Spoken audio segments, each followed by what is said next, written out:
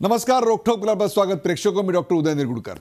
महाराष्ट्रातल्या तब्बल 28,813 ग्रामपंचायती आहेत. खरं तर या आकडेवारीचा आणि शहरी भागातल्या लोकांचा तसा थेट संबंध असण्याचं काहीच कारण नाही. पण आज ही सगळी गावात चर्चेत यायचं कारण म्हणजे राज्य सरकारनं घेतलेला ग्रामविकासाच्या संदर्भातला एक महत्त्वपूर्ण निर्णय. गावातील लोकांमधून सरपंचांची थेट निवडणूक करण्याचा महत्त्वाकांक्षी निर्णय आज राज्य सरकारनं घेतला. यापैकी सुमारे 8,000 गावांमध्ये पुढच्या 2 ते 3 महिन्यात ग्रामपंचायतीच्या निवडणुकी होणार आहेत. भाजप सरकारनं आधी महानगरपालिकांमध्ये 4 सदस्यीय प्रभाग पद्धती लागू केली. नगरपालिकांमध्ये थेट नगराध्यक्ष पद निवडणुकीचा निर्णय घेतला गेला.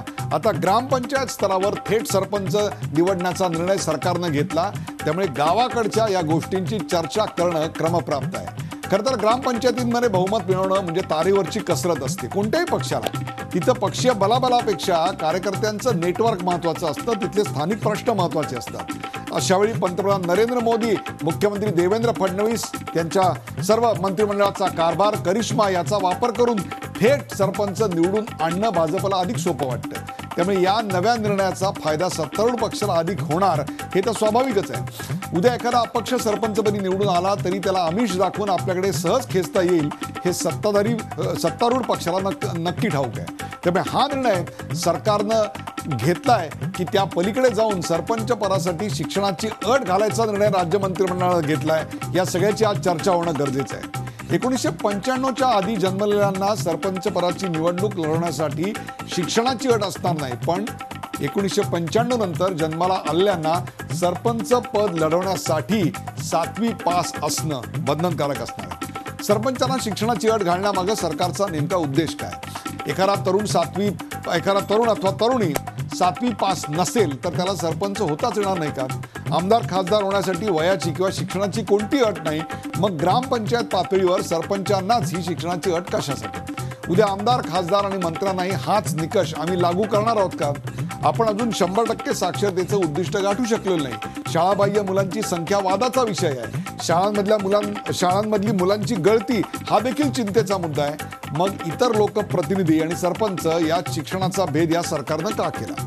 शेवटी राजकारणात शिक्षण महत्वाचं की अनुभव? ग्रामीण भागात आपल्या पक्षाची पाळंमुळं रुजवण्यासाठी भाजपने ही व्यूहरचना आखली आहे का? सरपंच पदासाठी शिक्षणाची अट घालणं ही सरकारची चूक आहे की हे बरोबर आहे? या निमित्तानं नव्या सुधारणांची सुरुवात जर होत असेल तर मग विरोधी पक्ष त्याला विरोध का करतायत? सगळ्याच क्षेत्रात शैक्षणिक पात्रता महत्त्वाची असते. मग राजकारणात शिक्षणाची अट का नको?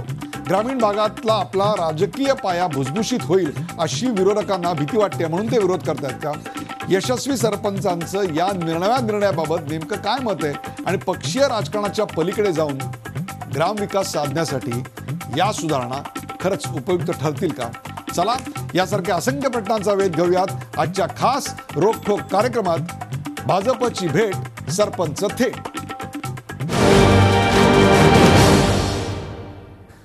भाजपची भेट सरपंच थेट. सुरुवातीला पाहूया या विषयावरचा एक छोटासा रिपोर्ट.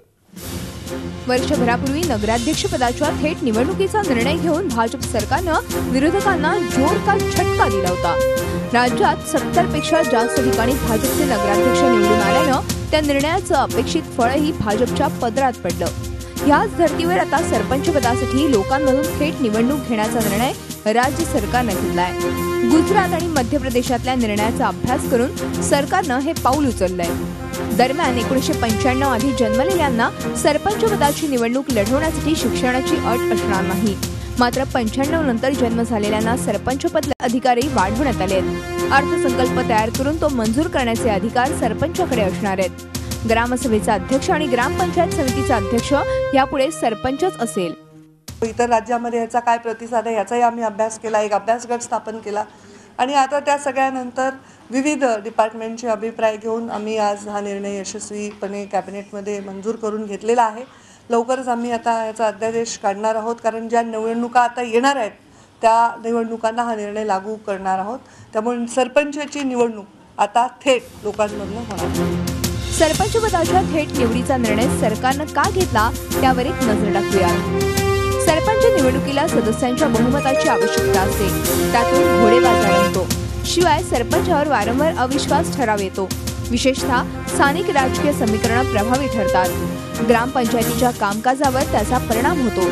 शिवाय केंद्र सरकारकडून ग्रामपंचायतींना कोट्यवधींचा निधी मिळतो.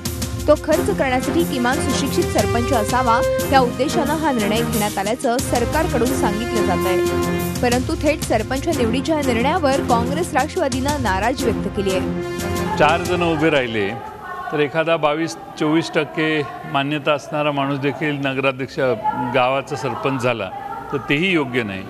मग जर करायचं असेल तर गावात 2दा किंवा 3दा सगळे उभे राहिलेले जे आहेत त्यांच्यातून अंतिमतः निवड करताना 50%पेक्षा जास्त लोकसंख्येने त्यांना जर स्वीकारलं तर त्याला सरपंच करावं. येत्या सप्टेंबर महिन्यात राज्यातील तब्बल 8,000 ग्रामपंचायतींच्या निवडणुका 3 टप्प्यांमध्ये होणार आहेत. ग्रामीण भागात कमळाची फुलं रुजवण्यासाठी भाजप सरकारनं हे अचूक टायमिंग साधल्याची चर्चा राजकीय वर्तुळात रंगतीये. अमित जोशीसह bureau report, Zee media, Mumbai. भाजपची भेट सरपंच थेट या विषयावरचा हा रिपोर्ट पण पाहिलात आणि त्याची चर्चा करण्यासाठी आपण आमंत्रित केलंय.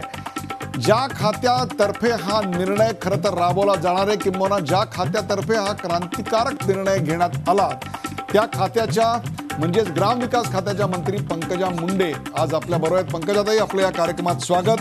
आपल्याबरोबर आहेत राष्ट्रवादी काँग्रेसचे प्रवक्ता अंकुश काकडे. अंकुशजी, आपलंही स्वागत. आणि हिवरे बाजाराला संपूर्ण भारताच्या नव्हे तर जागतिक नकाशावर आदर्श गाव म्हणून नेणारे हिवरे बाजाराचे एक काळचे सरपंच, प्रगतिशील शेतकरी असणारे पोपटराव पवार हे देखील आपल्या बरोबर आहेत. सुरुवात करूया पंकजा मुंडे आपल्यापासून. पंकजाजी, भारतीय जनता पक्षाला थेट निवडणूक लढवून आपले उमेदवार निवडून आणता आले नसते. 8,000 ग्रामपंचायतींच्या निवडणुका तोंडावर आहेत. त्यामुळे हा शॉर्टकट मारून निवडायचा तुमचा डाव आहे अशी तुमच्यावर टीका होती आहे. तुमच्या या निर्णयावर टीका होती आहे, काय सांगाल? हे पहा, माझ्या निर्णयावर टीका होतीये याच्यापेक्षा ही टीका कोण करतंय असा प्रतिप्रश्न माझा आहे. मुळामध्ये हा निर्णय जो आहे तो निर्णय ग्रामविकासाला अतिशय भक्कम करण्यासाठी आम्ही निर्णय घेतलेला आहे. सध्याच्या केंद्र शासनाचा आणि राज्य शासनाचा जर आपण कल बघितला तर तो ग्रामीण विकासाकडे आहे, शेतीच्या विकासाकडे आहे, कृषीच्या विकासाकडे आहे, सिंचनाच्या विकासाकडे आहे. अशा वेळी तिथली यंत्रणा अजून सशक्त असावी आणि ती लोकांच्या मनातली असावी याच्यासाठी आम्ही हा निर्णय घेतला आहे. ह्याच्यामध्ये भारतीय जनता पार्टीला काही साध्य करण्याचा प्रश्न येतच नाही, कारण हे टोटली लोकांच्या मतावर अवलंबून असणार आहे. आणि जनरली ग्रामपंचायतच्या निवडणुका या विविध वेगवेगळ्या पॅनल्सवर निवडल्या जातात. तिथे गावातल्या लोकांचं ते पॅनल बनतं. तिथे पक्षाचा विशेष डायरेक्टली असा संबंध येत नाही. आपल्यासोबत अंकुश काकडे आहेत. अंकुश काकडे, आणखीन एक अत्यंत महत्त्वाचा निर्णय घेण्यात आला आणि तो म्हणजे 7वी पास ही अट ठेवण्यात आलेली आहे.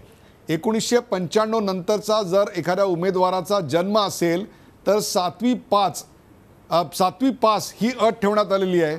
भारतीय जनता पक्ष ग्रामीण भागामध्ये पाय रोवण्यासाठी हे सगळं करते अशी टीका विरोधी पक्षांकडून NCP आणि काँग्रेस दोन्ही पक्षांनी केलेली आहे. आपण या दोन्ही निर्णयाबद्दल काय सांगाल? महाराष्ट्रातून तुमचा बेस हलेल अशी आता आपल्याला भीती वाटते का अंकुशराव?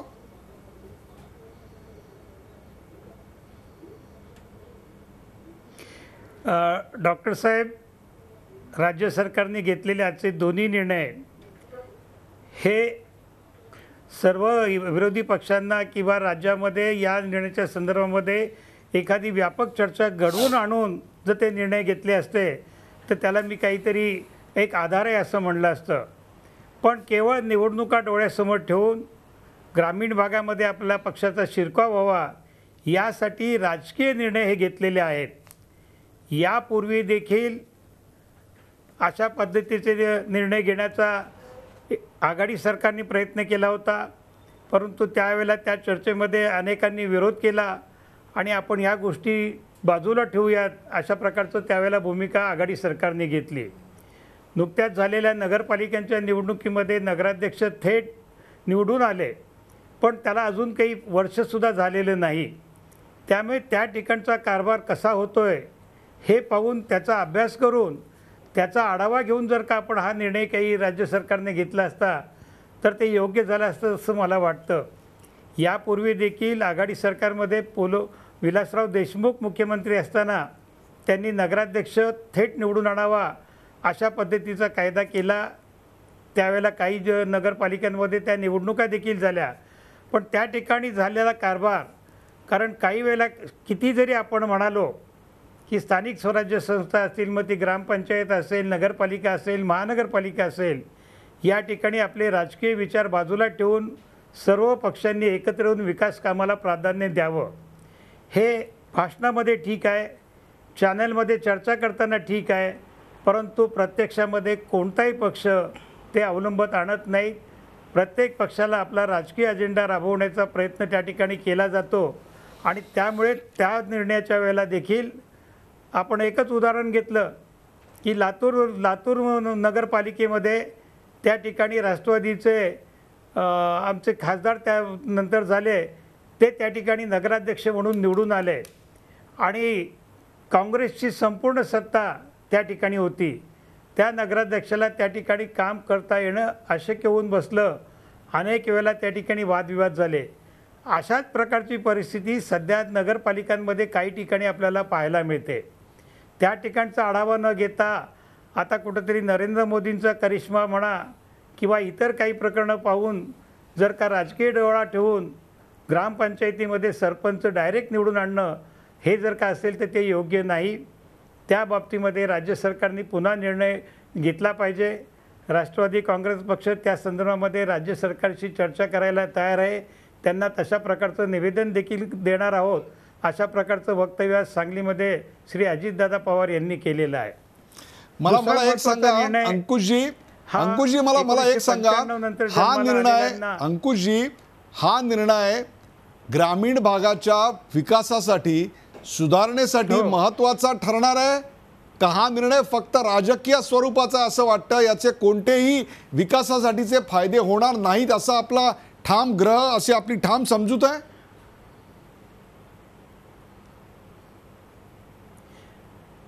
नगरपालिकांमध्ये काही ठिकाणी जी परिस्थिती सध्या आपण पाहतो, त्या ठिकाणचा कारभार पाहतो, तशीच परिस्थिती ग्रामपंचायतीमध्ये देखील आपल्याला पाहायला मिळेल आणि त्याची भीती आम्हाला वाटते. त्यामुळे या बाबतीमध्ये राज्य सरकारने फेरविचार करायला हवा. राज्यातील सर्व पक्षांशी चर्चा करायला हवी आणि सहमतीने काय होत असेल तर त्या बाबतीमध्ये निर्णय करावा. दुसरा महत्त्वाचा निर्णय 1995 पासूनच्या नंतर जन्मलेल्यांना हा बोला त्याच्यावर बोला डॉक्टर साहेब बोला.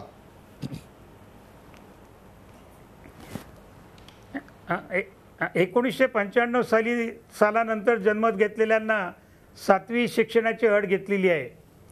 काही मर्यादेपर्यंत हे योग्य जरी दिसत असलं तरी केवळ मी शिकलेला आहे म्हणून चांगलं काम करेल अशी जर कोणाची समजूत असेल तर ती पूर्णतः यशस्वी होईल असं मला वाटत नाही. आपल्या राज्याचंच उदाहरण द्यायचं झालं तर कैलासवासी वसंतदादा पाटील यांचं शिक्षण जेमतेम 4थीपर्यंत झालेलं होतं, पण या पुरोगामी महाराष्ट्राचा कारभार त्यांनी ज्या पद्धतीने चालवला त्याचंच अनुकरण आतापर्यंतचे आलेले सगळे मुख्यमंत्री करत आहेत. त्यामुळे शिक्षण नव्हतं म्हणून वसंतदादा कारभार करू शकले नाहीत, ही परिस्थिती आपण पाहिलेली आहे. अतिशय चांगल्या पद्धतीने काम केले. ठीक आहे, शिक्षणाचा फायदा होतो नाही असं नाही, परंतु ती अट घालू नये. प्रत्येक पक्षाने जर आपल्याला त्या ठिकाणी उमेदवार द्यायचे असतील तर ते देत असताना जास्त शिकलेले उमेदवार द्यावेत, 7वीचा द्यावा, पण कायद्याचं बंधन त्याला घालू नये. असं जर घेतलं तर एखादा शिकलेला नाही पण त्याच्या अंगामध्ये कर्तृत्व आहे, काही वर्ष ग्रामपंचायतीचा सदस्य म्हणून त्यांनी चांगलं काम केलेलं आहे आणि आता या शिक्षणाची अट म्हणून त्याला त्या ठिकाणी सरपंच होता नाही, हे चुकीची पद्धत ठरेल असं मला वाटतं. या सगळ्या आक्षेपांवर पंकजाजी नक्की उत्तर देतील, पण त्याच्या आधी आपण जे 2 मतप्रदर्शनं केलेली आहेत त्या दोन्हीविषयी, ज्यांचं गाव संपूर्ण महाराष्ट्रामध्ये नव्हे तर भारतामध्ये एक आदर्श गाव म्हणून ओळखलं गेलं, त्या हिवरे बाजारचे पोपटराव पवार आपल्याबरोबर आहेत. राजकीय मतं ऐकलीत, प्रेक्षको आता ऐकूया प्रत्यक्ष ज्यांनी अत्युत्कृष्ट सरपंच म्हणून काम फक्त केलं नाही तर आपला आदर्श आजपर्यंत कायम ठेवला ते राज्य सरकारच्या या निर्णयाकडे कसे पाहतायत? हिवरे बाजारचे पोपटराव पवार आपल्याबरोबर आहेत. पोपटराव पवार, राज्य सरकारचा हा जो निर्णय आहे की सरपंच थेट आणि त्याला 1995 नंतर जर जन्माला आला असेल तर त्याला 7वी पासची अट, या दोन्ही निर्णयांवर आपली प्रतिक्रिया. पोपटराव पवार. उदयजी, मी पहिल्यांदा एक क्लिअर करतो, मी आता सध्या विद्यमान सरपंच आहे. बरोबर आहे. झालं की उपसरपंच आणि ओपन झालं की सरपंच. उद्देश एकच आहे की पंचायत आणि ग्रामसभा इथेच काम करायचा मी निर्णय घेतलेला आहे. आणि एक आहे की आपण केंद्र सरकार, राज्य सरकार, जिल्हा स्तर असेल किंवा लोकल सेक्टर, स्टेट सेक्टर म्हणतो, जिल्हा परिषद, पंचायत समिती, ग्रामपंचायत, सर्वांचा उद्देश एकच आहे की गावं स्वावलंबी करणं. मग पिण्याचं पाणी, शेतीचं पाणी, वीज, रस्ते, गुणवत्तादायी शिक्षण आणि गुणवत्तादायी आरोग्य आणि याचबरोबर एक सामाजिक सद्भावनेचं वातावरण, यासाठी खरं म्हणजे सर्व व्यवस्था जन्माला आली. आणि करत असताना आतापर्यंत निधी हा ग्रामपंचायतीपर्यंत डायरेक्ट जात नव्हता. आता 14 वित्त आयोगाने संपूर्ण निधी हा गावाला दिलेला आहे. आणि एवढा निधी गावात आलाय, तंत्रज्ञान मोठ्या प्रमाणात विकसित झालेलं आहे.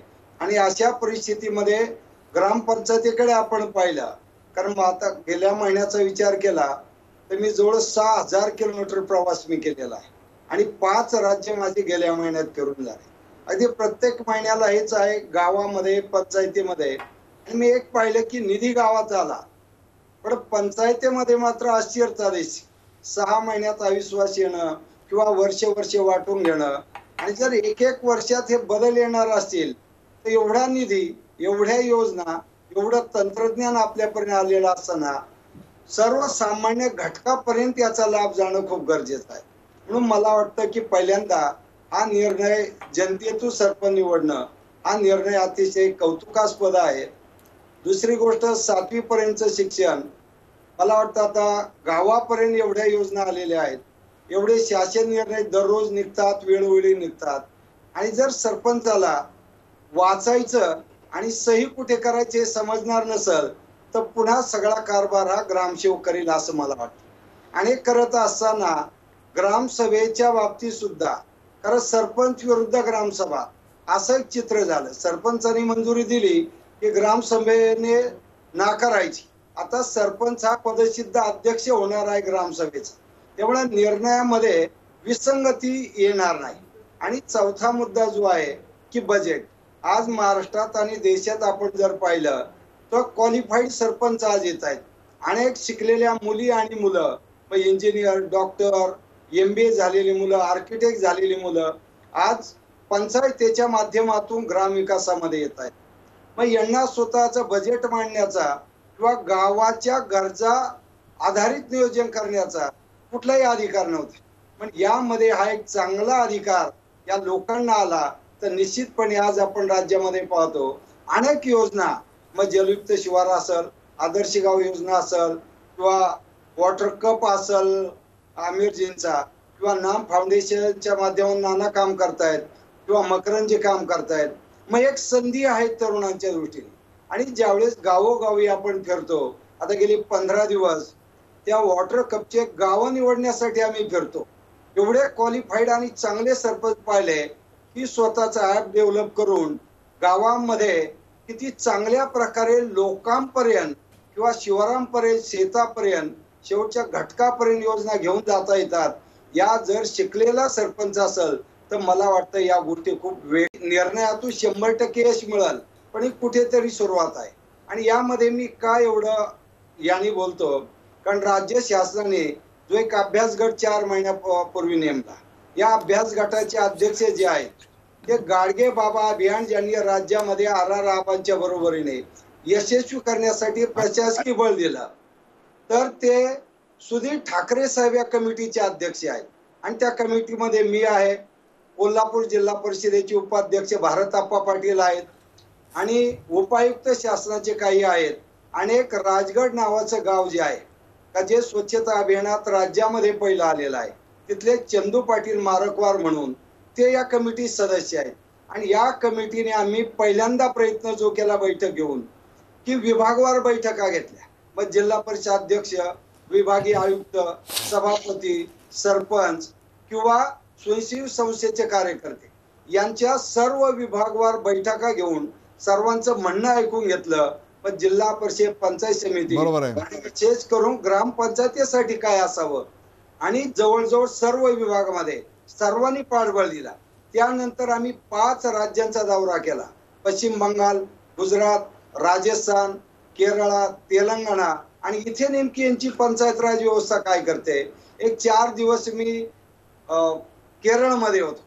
तिथेही पाहिलं की एवढा निधी येतो, त्याचं प्लॅनिंग कसं होतं आणि केरळमध्ये एवढं यशस्वी पंचायत राज का झालं, तर तिथली शिक्षणाची जी गुणवत्ता आहे मला वाटतं खूप उंचीची आहे. बरोबर आहे पोपटराव पवार. म्हणजे आपण एकूण या सरकारच्या या दोन्ही निर्णयांचं स्वागत करताय. पंकजाजी, तुमच्या दोन्ही निर्णयांचं एक प्रकारे गाव पातळीवर काम करणारे आदर्श सरपंच असलेले पोपटराव पवार स्वागत करतायत. परंतु अंकुशजींनी जी एक टीका केली त्याचं उत्तर येणं अत्यंत महत्त्वाचं आहे. ते म्हणजे विरोधकांशी कोणतीही चर्चा न करता सप्टेंबरमध्ये येऊ घातलेल्या 8,000 ग्रामपंचायतींच्या निवडणुका डोळ्यासमोर ठेवून हा निर्णय घेतला आहे.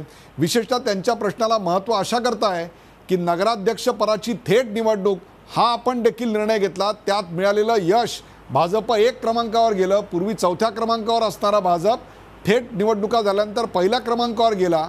म्हणून या टीकेला महत्त्व येतं आहे की आपण विरोधी पक्षांशी याआधी याविषयी चर्चा का नाही केली.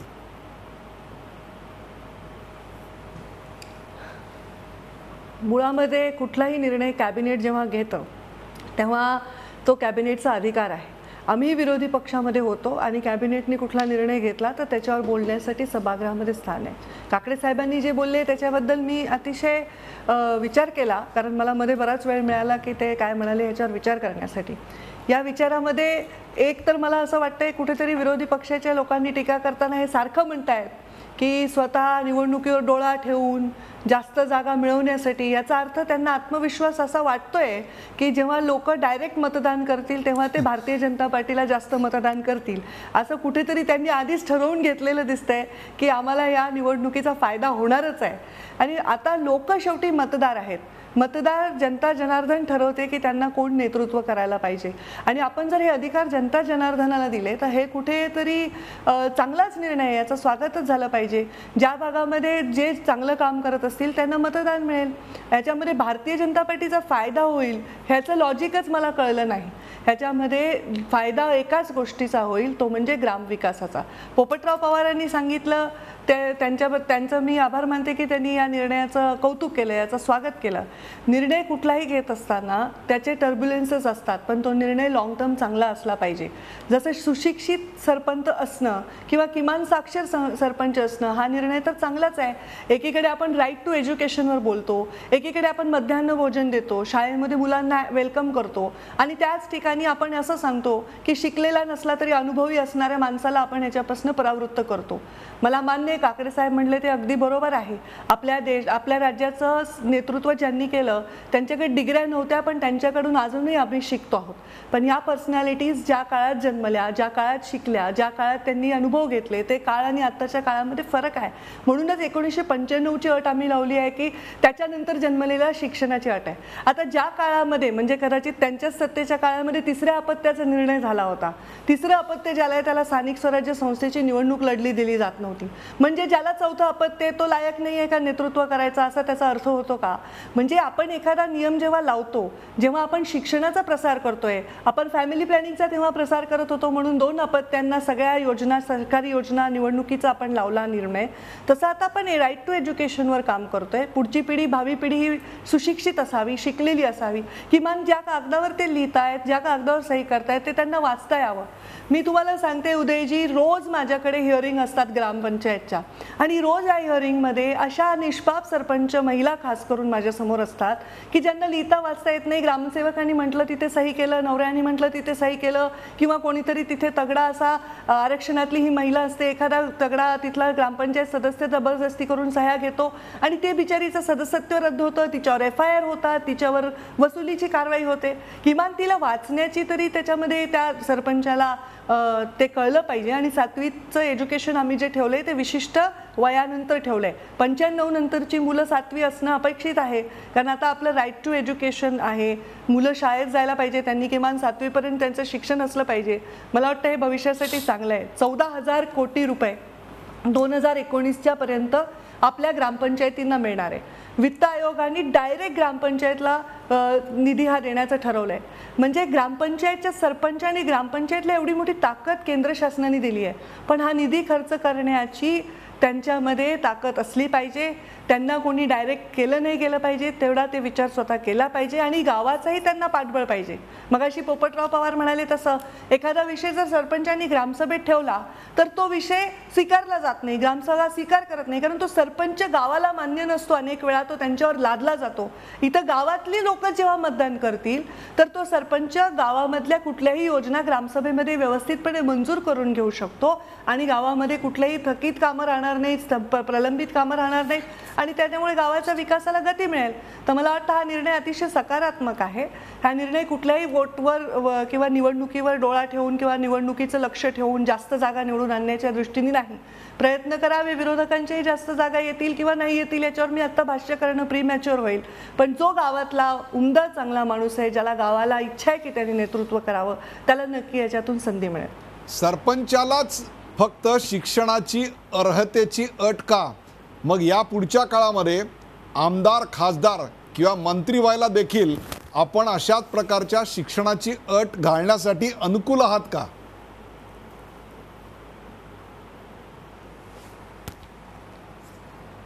हे पहा, कोणीतरी याची सुरुवात केली पाहिजे होती. मी सुरुवात केलेली आहे. कदाचित हा एक माइलस्टोन ठरेल भविष्यातल्या निर्णयांचा. मला हेच म्हणायचं आहे, तिसऱ्या अपत्याची अट ही फक्त स्थानिक स्वराज्य संस्थांना का? ते तर जरा म्हणजे कमी एरियामध्ये काम करतात, कदाचित त्या मोठ्या आमदार खासदारांपेक्षा कमी ताकदीचे असतात, कमी आर्थिक ताकदीचे असतात, कमी सामाजिक व्याप्तीचे असतात. मग त्यांना तिसऱ्या अपत्याची अट आहे, कुठे आमदार खासदारांना आहे? भविष्यामध्ये ज्या अटी स्थानिक स्वराज्य संस्थांना लावल्या त्या कदाचित आमदार खासदारांनाही लागल्या जातील. त्याची वाट बघण्यापेक्षा मी त्याची सुरुवात केलेली आहे आणि मला वाटतं हा निर्णय स्वागतार्ह आहे. मी राजकारणाच्या पलीकडे जाऊन हा निर्णयाकडे बघते आहे. मी याच्यामध्ये याची गॅरंटी कोणी देणार नाही की याच्यात माझ्या जास्त ग्रामपंचायत येतील, माझ्या पक्षाच्या जास्त ग्रामपंचायत येतील. पण मी एवढं मात्र सांगते की हा निर्णय भविष्याची जी पायलट पिढी आज घडत आहे, ग्रामीण विकासामध्ये जी काम करत आहे, जी मुलं राजकीय ग्रामीण राजकारणामध्ये काम करत आहेत, ती ग्रूम होतील आणि एक चांगला पायंडा याच्यातून पडेल. आणि जर हा माइलस्टोन ठरला आणि भविष्यात आमदार खासदारांसाठी सुद्धा हा निर्णय लागला तर मला वाटतं ह्याच्यामध्ये गैर असण्याचं काही वाटण्याचं कारण नाही. याच्यात आणखीन एका गोष्टीची गरज आपल्याला वाटत नाही का की हे जे सरपंच आता नवीन निवडून येतील त्यांच्याकडे शिक्षण तर असेल परंतु त्यांना काही प्रमाणामध्ये प्रशिक्षणाची गरज आहे. जर आपण अशा प्रकारचा पथदर्शी निर्णय घेत आहे तर एक मिनिमम काही दिवसाचं प्रशिक्षण त्यांना सरपंच म्हणून निवडून आल्यानंतर आपण अनिवार्य का करत नाही, जेणेकरून कारभार कसा चालवायचा हे त्यांना कळेल, बजेट वापर कसा करायचा कळेल. आजपर्यंत अशा प्रकारचं बजेट कधी आलेलं नव्हतं. आता पोपटराव पवार काय म्हणले ते आपल्या लक्षात आलं असेल की थेट पैसे येत आहेत, ते वापरायची एक वेळ त्यांना त्या बजेटची निर्मिती कशी करावी याचं प्रशिक्षण द्यायची गरज आहे. काय सांगाल पंकजाजी? अगदी तुमचं बरोबर आहे. खूप सुशिक्षित आणि डिग्री असलेला व्यक्ती सुद्धा कदाचित हे सक्सेसफुली करू शकेल असं नाही. त्याला प्रशिक्षणाची नक्कीच गरज असते. कोणताही व्यक्ती जर एखादा नवीन कामाला जातो तर ट्रेनी म्हणून आधी काम केला पाहिजे. तसं जेव्हा एक निवडून आलेला ग्रामपंचायतचा सदस्य किंवा सरपंच, जिल्हा परिषद, पंचायत समिती सदस्य असतो, यांचे वरचेवर ट्रेनिंगचे कार्यक्रम होत राहतात. नवीन लोकांना ट्रेनिंग त्याच्यामध्ये दिलं जातं आणि हे ट्रेनिंग अनिवार्य सुद्धा होणार आहे. आम्ही स्वर्गीय बाळासाहेब ठाकरे यांच्या नावाने पंचायत सशक्तीकरण अभियान राबवणार आहोत आणि जेणेकरून या नवीन लोकप्रतिनिधींना ट्रेनिंग त्याच्यामध्ये दिलं जाणार आहे आणि ग्रामपंचायतांचं सशक्तीकरण आणि बळकटीकरण त्याच्यामध्ये आम्ही करणार आहोत. त्याच्यामुळे मला अतिशय आत्मविश्वासाने हे सांगावं असं वाटतं की राज्यातले जे कोणी आज बघत आहेत, जे इच्छुक आहेत, उत्सुक आहेत, की ह्यांना प्रशिक्षणसुद्धा आम्ही कंपल्सरी याच्यामध्ये देणार आहोत, जेणेकरून ते बजेट कसं खर्च करायला पाहिजे, त्या बजेटचा खर्च करण्याने गावाला कसा फायदा होईल, कमी पैशामध्ये कसं चांगलं आपल्याला जास्तीत जास्त बजेट खर्च करता येईल. आता आपण ह्याच्यात सगळ्यात चांगलं उदाहरण तर पोपटराव पवारांचं आहे. माझ्या ग्रामविकास मंत्री म्हणून मी पहिली ग्रामसभा कुठे घेतली असेल तर हिवरे बाजारला जाऊन घेतली आहे. त्यांच्या डोंगराच्या टोकावर असलेल्या हापसामधनं मी पाणी सुद्धा काढलंय की तिथे पाणी जाऊ शकतं. ही कल्पना त्यांनी काही वर्षापूर्वी मांडली तेव्हा कदाचित लोकांनी हसले असतील, पण ते त्यांनी सत्यात उतरवून दाखवलेलं आहे. आणि म्हणून ती शिस्त, ती म्हणजे लोकांना लागलेलं वळण हे नेहमी चांगल्यासाठी कामाला येतं. त्यामुळे नक्की आम्ही प्रशिक्षणावर जास्तीत जास्त भर देणार आहोत. एक शेवटचा प्रश्न, कारण अजितदादा पवार आणि अशोक चव्हाण यांनी याच्यावर टीका केली आहे, ते म्हणजे बहुमत एका पक्षाचं आणि सरपंच दुसऱ्या पक्षाचा. असं झालं तर काही ठिकाणी नगराध्यक्षांच्या मध्ये ज्या अडचणी आत्ता येत आहेत त्या ग्रामविकासाच्या पातळीवर दूर करण्याकरता, कारण या सगळ्याचा संबंध थेट ग्रामविकासाशी आहे, अशी जर परिस्थिती निर्माण झाली तर हे सगळं ग्रामविकासाला मारक होणार नाही का? याची काळजी आपण कशी घेणार आहात की अशा प्रकारे कुठली परिस्थिती उद्भवणार नाही आणि ग्रामविकासाला या निर्णयाचा फायदा होईल? पंकजाजी, हे पहा, याची काळजी ते स्वतः त्या पदावर असताना त्यांनी पण घेतली नाही. मला एक सांगा, सरपंच जेव्हा ग्रामपंचायत सदस्यामधून निवडला जायचा तेव्हा हे प्रकार होत नव्हते का? एका गावामध्ये जर 9 सदस्य असतील, एकाचे 4 आणि एकाचे 5 आले तर ही परिस्थिती अशी निर्माण होतेच ना. ज्या गावामध्ये मेजॉरिटी प्युअर येत नाही त्या गावामध्ये अशा प्रकारची परिस्थिती निर्माणच होते. पण माझं एक म्हणणं आहे की आपण 5 वर्ष राजकारणच कशाला करायचं? एकदा निवडून आलेला व्यक्ती त्या गावात राहतो, त्या गावाला बांधील आहे आणि त्यांनी त्या गावाचा विकास करणं अपेक्षित आहे. उलट गावाला हवा असलेला सरपंच देण्यामध्ये ह्याच्यामध्ये सहज आम्हाला साध्य करता येईल. नाहीतर मग पळवापळवी, उमेदवार, ह्या सगळ्या गोष्टी मग भविष्यामध्ये वाढत राहतील. उलट ह्याच्यामध्ये आपल्याला डायरेक्ट सरपंचाची निवडणूक घेतल्याने अशा प्रकारची परिस्थिती उद्भवेलच असं म्हणणं हे चुकीचं आहे. ती जर आपण पूर्वीची परिस्थिती जर समोर ठेवली तर अशा प्रकारची परिस्थिती तेव्हाही उद्भवत होती. त्याच्यामुळे जर लोकांच्या आवडीचा सरपंच असेल, लोकांचा त्याला पाठिंबा असेल तर तो सक्षमपणे काम करू शकेल, नाहीतर तो फक्त राजकारण करण्यातच बिझी राहील. विलासराव देशमुख मुख्यमंत्री असताना नगराध्यक्षपदाचा थेट नगराध्यक्षपद असा निर्णय झाला होता, नंतर तो मागे घेण्यात आला. विरोधाचा स्वर जर वाढत गेला पंकजाजी तर 7वीची अट, किमान शैक्षणिक अर्हतेची आणि थेट सरपंच हे निर्णय आपण मागे फिरवणार का? त्याचा पुनर्विचार करणार का? कारण तशी मागणी आत्ता अंकुश काकडे यांनी याआधी केलेली आहे. हे पहा, मला पुनर्विचार करण्याचा विषय येत नाही. भरपूर विचार करून मी हा निर्णय घेतलेला आहे. हा माझा एकटीचा निर्णय नाही. या निर्णयामध्ये सर्व जण सहभागी आहे. मुख्यमंत्री महोदय याच्यामध्ये म्हणजे त्यांचं मार्गदर्शन आम्हाला लाभलेलं आहे. आम्ही 2-3 राज्यांचा अभ्यास करून हे निर्णय घेतलेला आहे. आणि मला एकच सांगायचं आहे की मंत्रिमंडळानंतर हा निर्णय होईल तेव्हा त्यांचं मत विरोधात असण्याची कारणं स्पष्ट होत नाहीत. केवळ हा निर्णय आम्ही घेतला आहे म्हणून त्यांना विरोध करायचा म्हणून, म्हणजे काही लोक तर विरोधातले, मी काही निर्णय घेतल्यावरच त्यांची मला मतं ऐकायला मिळतात, नाही तर एरवी त्यांची मतंही ऐकायला मिळत नाही. मला एवढंच सांगायचं की विरोध करायचं त्याचं कारण काय? शिक्षणाची अर्हता मागे घेणं हे मला वाटतं पुरोगामी महाराष्ट्राला न शोभणारं स्टेप असेल. याच्यामध्ये डायरेक्ट लोकांच्या मताला मान न देणं हे सुद्धा महाराष्ट्राला न शोभणारं होईल. आपण हा प्रयोग करतोय जेव्हा विलासरावजी देशमुख सन्माननीय तेव्हाचे मुख्यमंत्री असताना किंवा त्यांच्याकडे राज्य सरकार त्यांच्याकडे असताना त्यांनी हा निर्णय घेतला आणि नंतर मागे घेतला. मागे घेताना जसं तेव्हा त्यांनी तो निर्णय अंमल त्याचा केला तसा आम्ही हा निर्णय पुढे जातानाही अंमलच करू. प्रेक्षकांनो, भाजपची भेट सरपंच थेट या विषयावरची ही चर्चा आपण पाहिलीत. सरपंचाची निवडणूक थेट घेण्याचा निर्णय हा ग्रामविकास भक्कम करणारा निर्णय आहे. सध्याच्या भाजप सरकारचा भर हा ग्रामविकास, शेती आणि सिंचनाच्याच विकासावर आहे आणि त्या दृष्टीनं हा अत्यंत महत्त्वाचा निर्णय घेतलाय. त्यातून भाजपला कोणताही राजकीय हेतू साध्य करायचा नाही. कोणाला निवडून द्यायचं हे लोकांच्या मतावर अवलंबून शेवटी असणार आहे. अशा शब्दात निर्णय घेण्याआधी विरोधी पक्षांना चर्चेत घ्यायला पाहिजे होतं, विश्वासात घ्यायला पाहिजे होतं, चर्चा घडवून आला पाहिजे होती. पण केवळ निवडणुका डोळ्यासमोर ठेवूनच निर्णय घ्यायचा असल्यामुळे ती चर्चा करण्यात आली नाही. ग्रामीण भागात आपला शिरकाव व्हावा यासाठी भाजपनं निर्णय घेतलाय, अशी टीका राष्ट्रवादी काँग्रेसचे नेते अंकुश काकडे यांनी केली. तर केवळ शिक्षण नाही म्हणून सरपंच पदाची निवडणूक लढवता येणार नसेल तर ते योग्य ठरणार नाही असंही त्यांनी सांगितलं. तर मुळात हा मंत्रिमंडळाचा अधिकार आहे असं सांगताना आम्ही जनता जनार्दनाला अधिकार दिलेत याकडे पंकजा मुंडे यांनी लक्ष वेधलं. तर केवळ भाजपचाच फायदा होईल असं मानण्याचं काही कारण नाही हे देखील त्यांनी स्पष्ट केलं. भविष्यात आमदार खासदारांनाही शैक्षणिक अर्हतेची अट लागू शकते, कदाचित त्या दृष्टीनं ही सुरुवात असेल अशी पुस्ती देखील त्यांनी या कार्यक्रमाच्या शेवटी जोडली. हिवरे बाजार या आदर्श गावाचे सरपंच पोपटराव पवार यांनी देखील या निर्णयाचं कौतुक केलं. 14व्या वित्त आयोगामुळे थेट आता गावाला निधी मिळतोय, तंत्रज्ञान वाढलंय. अशा वेळी 7वी पास शिक्षणाची अट योग्यच आहे, नाहीतर केवळ कुठं सही करायची हे जर कळणार नसेल तर सगळा कारभार पुन्हा ग्रामसेवकच करेल, याकडे त्यांनी लक्ष वेधलं. केरळमध्ये पंचायत राज व्यवस्था अत्यंत उत्तमरित्या चालते, याचं कारण त्या ठिकाणी 100% साक्षरता आहे, इकडेही त्यांनी लक्ष वेधलं. प्रेक्षक, ग्राम विकासाच्या दृष्टिकोनातून सरकारनं हा निर्णय घेतला असेल तर त्याचं स्वागत करायला हवं. केवळ विरोधासाठी विरोध करायचं कारण नाही. 28,813 ग्रामपंचायतीचा कारभार जर सुधारला तर ते लोन शहरांपर्यंत आणि शहरातून मेट्रोपर्यंत यायला वेळ लागणार नाही. लवकरात लवकर आमदार खासदारांना सुद्धा किमान शैक्षणिक अट लागू करावी, एवढीच प्रेक्षकांची आता मागणी दिसते. या चर्चेत सहभागी झाल्याबद्दल सर्व मान्यवरांचे आभार. ताज्या बातम्यांसाठी पाहत राहा झी24 तास. राहा एक पाऊल पुढे.